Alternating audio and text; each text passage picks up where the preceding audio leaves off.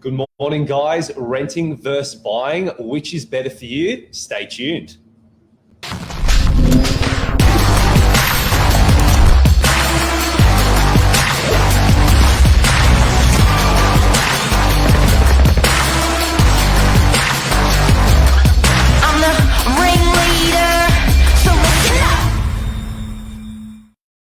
Good morning, Sienna. How you going? Good morning. I'm well. The weather's not doing so nice. I know it's a bit rainy today. It's been interesting summer. I feel like some days felt like winter. It has been. I've been getting a little bit of a cough, so bear with me. I feel like when the weather changes, it goes. Yeah. My body just is not used to it. It's going around a bit at the moment. Mm-hmm. So, guys, today we're going to be talking about renting versus buying. Which is better for you? Something that's extremely applicable, I think, at the moment for a lot of people that are out there in the market looking to transition where they're living, whether it's a first home buyer, you've recently sold your property, and you're considering potentially, well, interest rates are going up. Do we buy now? Do we rent now? So we're going to be sort of delving a bit deeper into that and the advantages and disadvantages of both.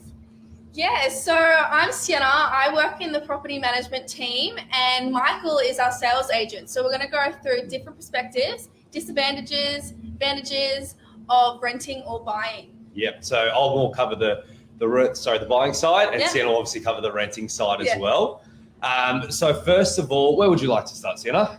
Look, let's start with the advantages. I think if you go off saying the advantages of sales side, and I can kind of bounce off that to see if there's any disadvantages. Yeah. So guys, probably the biggest advantage you're going to get from the sales side, and we'll cover all aspects later on as well, but the biggest advantage you're going to get from buying a property is it's yours. So when you go and purchase a property, there's not only, and we'll talk more from obviously an owner-occupier's perspective here, when you're purchasing a property, it's an asset that you own. So first of all, historically, across all of Australia, if you own a property and you own it for medium to long term, you will make money, it will go up in value. So you've got an asset that's going to make you money. You do have the flexibility when you buy property that you own to do things to it that you want to do. If it's a strata, obviously subject to strata, or house subject to council, but you have the flexibility to renovate, add value to the property, put your touch on it as well.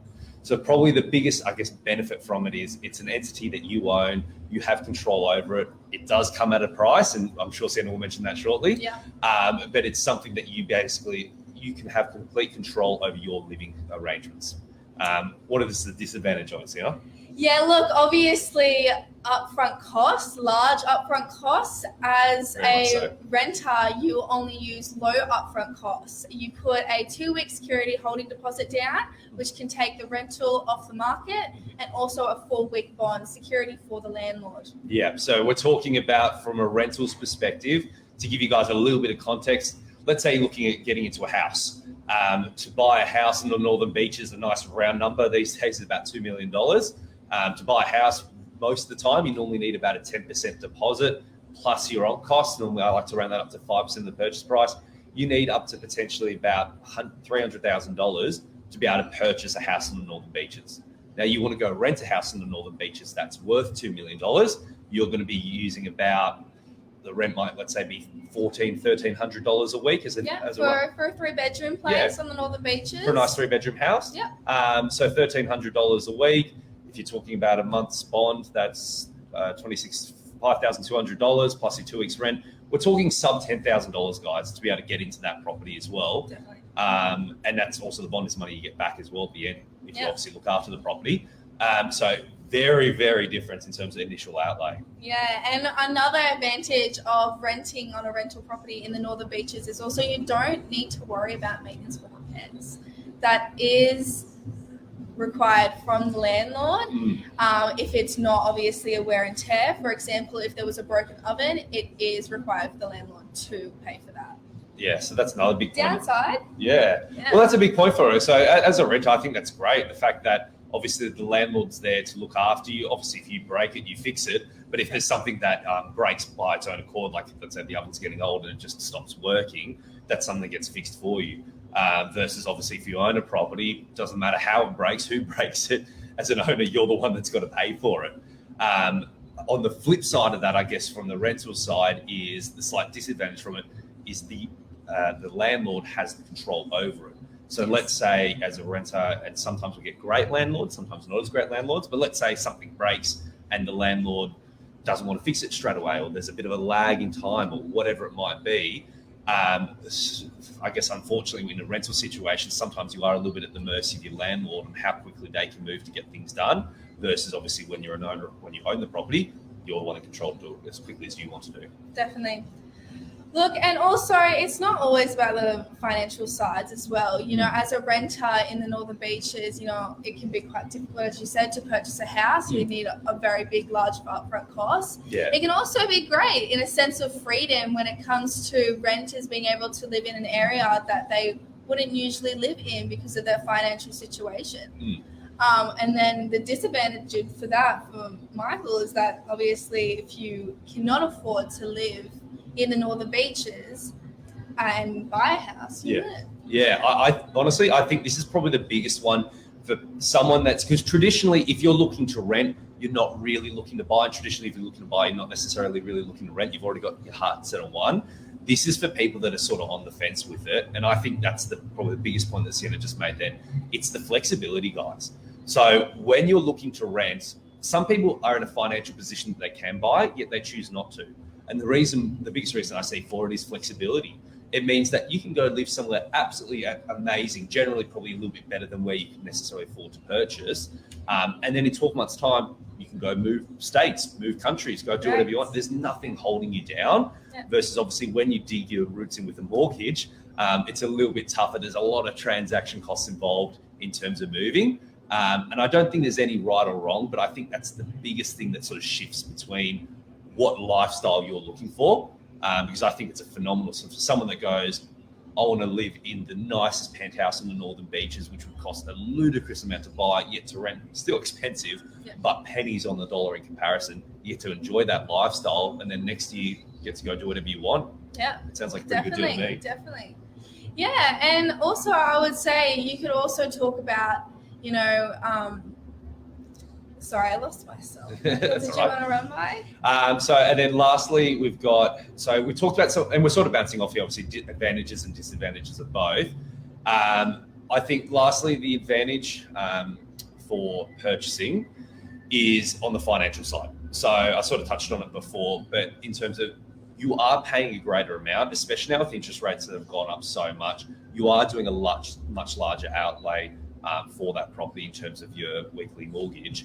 However, I find that if you're buying in a good solid area, the capital growth will outweigh that long term. Short term, you've got to be budgeting in for your cash flow. Long term, you are creating a bit of a nest egg for yourself. And this is the thing with a lot of Aussies. Normally their largest asset that they own is their primary place of residence, their house. So, and what I find for a lot of people is that's their nest egg, what they retire on. So it's just good to understand for yourself, because that's good for some people, but for other people, maybe not in a financial position to, or even if they are, don't want to buy for various reasons that we sort of touched on before. You just got to make sure that you're still, I guess, putting your money smartly in other places. And I can run off by that because rent is essentially dead money. You're basically paying off someone else's mortgage. So you don't actually have an asset that can grow your capital growth.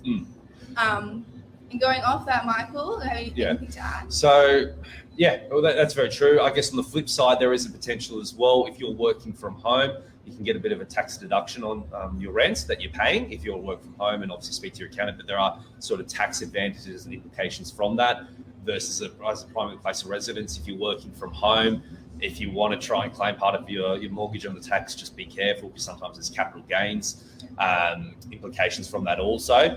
So there's sort of, once again, it's more for your unique situation, what works for you. There is not, as I'm sure you guys can see now, not one size fits all. Of course, it's the Aussie dream to own a property, but it's not necessarily the be-all, end-all. Off the back of that, a little bit sidetracked, but like rent vesting, for example, you might opt to, like Sienna said, if you can't afford to buy on the Northern Beaches, you might opt to rent on the Northern Beaches. You still want to buy a property because you know property's a good investment. It's going to go up long term. Go buy where you can afford. Go buy somewhere maybe slightly outside of the CBD or our surrounds from it, in a place that is at a budget that you can afford there. You're still owning a property. You still got something that's going up in value. Yet you get to live where you want to live. Best of both worlds. Awesome. Yeah, and also I think if we're running off disadvantages as a renter, you also can get a lack of security in regards to that, because most leases are fixed term periods. So it could be 6 months to 12 months. And if the landlord does decide to sell or does decide to move in themselves, they can give you, I believe it's a 1 month notice. Yeah. And then, you have to run out and go to all these open inspections and find another rental property that is suitable for yourself as well. Yeah, very, very true. And so sort of cap off and summarize from that, I guess from what I'm seeing, the points we've touched on today is, as an owner-occupier for someone that's looking to purchase, you have a bit more of a control over your property. You are more tied down to it. So you are obviously, in the sense of a mortgage, held in there. But you do have the flexibility with the home for yourself. You have more control over everything you want to do with it. It does come at a price, however, in terms of generally your initial investment's going to be a lot more. And on top of that, your weekly ongoing repayments are going to be a lot more. Versus on the renting side, you've got the flexibility. You can live where you want to live. There's so many pros there. But obviously the biggest con from it there is you just have less control over the actual property, as someone else does own it. Yeah. So in terms of renovations or repairs and all that sort of stuff, you obviously you're in a relationship with someone else, the landlord. It's restrictions of your lifestyle, essentially. You know, a lot of landlords forbid to be pets in rentals. That's a big one, yeah. So a lot of families, a lot of prospective tenants struggle to find rental properties in the Northern Beaches. That's a really big one, because most people that I know or know of someone, everyone's got a dog, a cat, or whatever pet they might have. And that's a big thing, because even in, let's say, a pet-friendly block or a house that obviously can have pets, it is up to the landlord's discretion if they don't want to have a tenant with pets in the property. And so it does make it really hard, where a lot of families do have pets, or couples or singles do have pets, where there's not many rental properties out there that allow them to get into that. Yeah. So, and that's a big thing. I actually have spoken with people as well that have sort of first home buyers jumped onto the property market in terms of purchasing. They're going, well, I'm sick of renting. I'm sick of landlords being able to tell me I can't have a pet. I want to be able to buy so I can have my cat that I love and have it in the property. So it's something to factor in as well. Yeah, also I think maybe a disadvantage for renting as well could be a lack of privacy, in the sense of, we do routine inspections for security of the landlord.